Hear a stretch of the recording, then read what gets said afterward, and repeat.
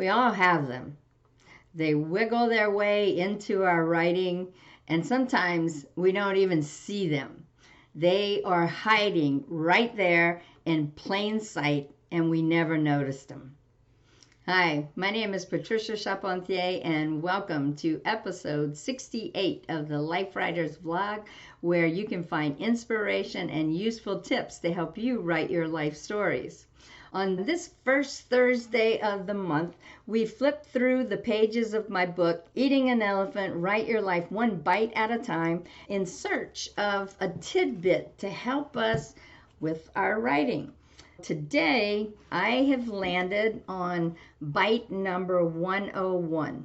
Bite number 101. It's called, That's Just So Unjust. We all have favorite words we like to use, sometimes in every other sentence. We're so used to using them, it sounds fine. A lot of times sentences don't even sound right without them in there. We read over them all the time.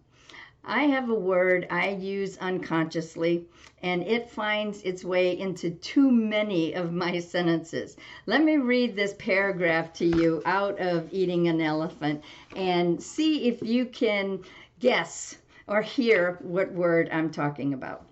This is from Bite 101, That's Just So Unjust.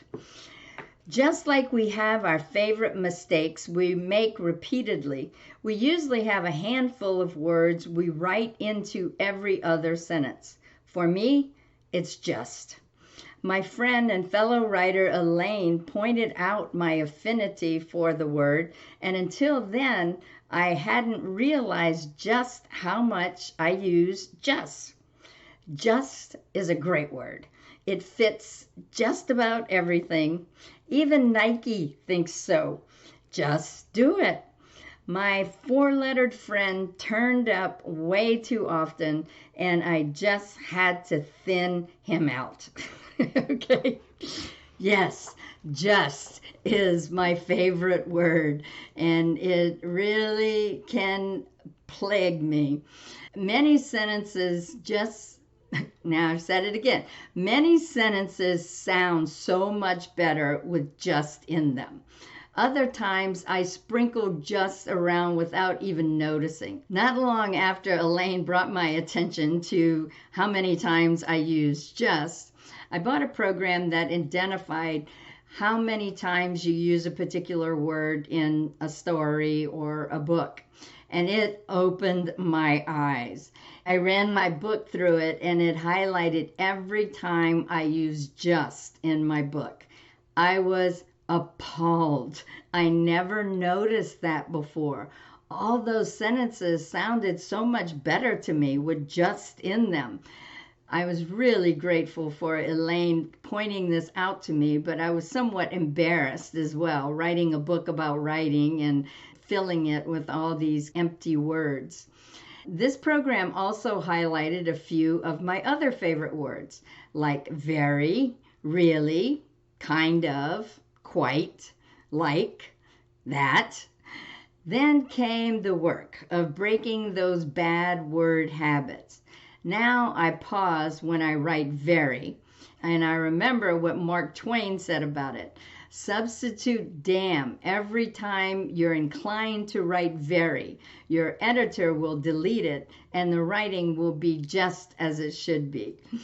I love Mark Twain's wisdom. The just habit still hangs on, but now I know to search my text for the word and remove it. In Microsoft Word, it's an easy thing to do. Open the document you want to check. On the home toolbar, which is the main toolbar that shows up when you open a document, look to the right and find the little magnifying glass that says Find, F-I-N-D, next to it, and click on it. That will open a panel to the left of your document. Type in the phrase or word you want to search for in your text. It will return a list of every instance of that word in your text. I'll include a screenshot in the vlog description so you can see what I'm talking about as well as listening to me explain it. You can click on each instance of that word and decide if you want to keep it or cut it. Sometimes it brings up other words that have those letters in them. Like when I search for very, everybody comes up because very is contained in the word everybody. Just ignore those. But tell me, what are some of your favorite words you include time and time again? How do you go about identifying them and rooting them out of your story if it's needed? Tell us about it in the comments section below.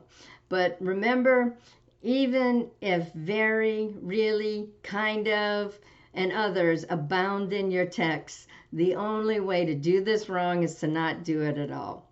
Only way to do this wrong is to not do it at all.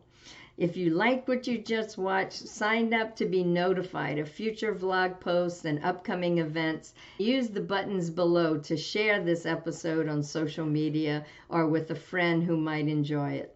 Until next time, everybody, happy writing. If you enjoyed this week's episode, you will love our Life Writers membership. Whether you don't know where to start writing your life stories, have started and stopped many times, or have been writing but want to receive feedback to make your stories better, the Life Writers membership is where you need to be. We have a Get Started roadmap, an extensive library of instructional videos, live events via Zoom, and a supportive and active community. If you want to take the stories that live in your heart and mind and put them onto the page, check out Life Writers at lifewriters.us.